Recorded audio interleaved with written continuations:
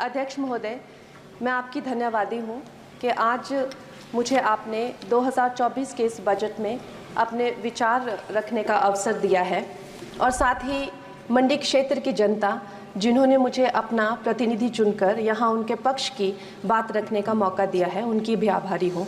ये जगह मेरे लिए बहुत नई है, मैं एक नई सांसद हूँ, मगर मुझे इस बात का आभास है कि ये जो 18वीं लोकसभा है ये कोई सामान्य लोकसभा नहीं है।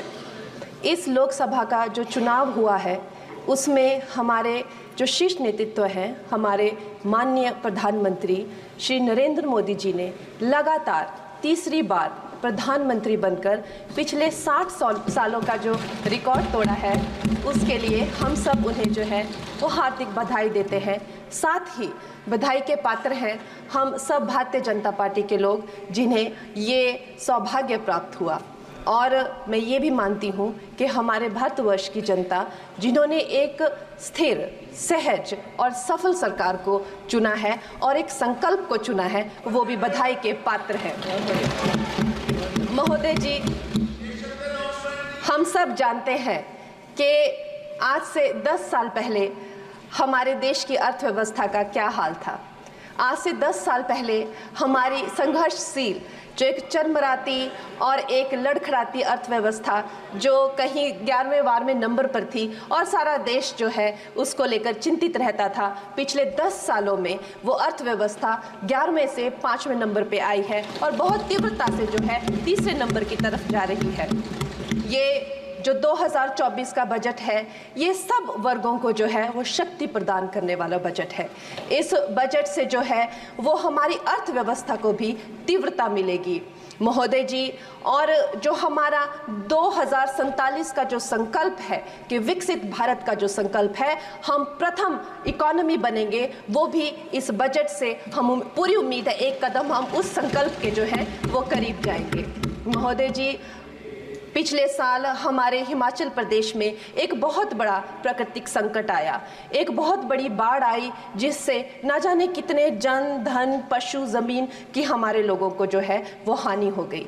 लेकिन दुख की बात यह है कि अभी भी हमारा हिमाचल प्रदेश जो है उस त्रासदी के प्रभाव से जो है उसके प्रभाव से उसकी हानि से बाहर नहीं आ पा रहा है। और उसका जो मूल कारण है वो है वहाँ की जो कांग्रेस की सरकार है, उनका जो लापरवाही है और उनकी जो भ्रष्टाचार नीतियां हैं। आज भी हमारे लोग जो हैं उस बाढ़ के प्रभाव से जो पीड़ित हैं। मैं आदरणीय और माननीय हमारी जो वित्त मंत्री हैं श्रीमती सीतारमण जी का मैं आभार व्यक्त करती हूं कि उन्होंने हमारी हिमाचल की जनता के लिए जो है एक स्पेशल रिलीफ फंड की जो घोषणा की है। हम सब हिमाचल वासियों की तरफ से हम आपका अभिनंदन करते हैं और हम आपका आभार प्रकट करते हैं।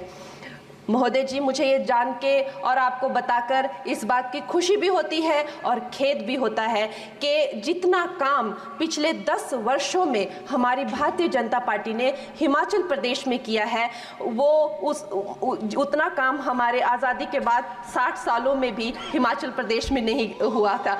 आप सब हिमाचल जाते रहे होंगे।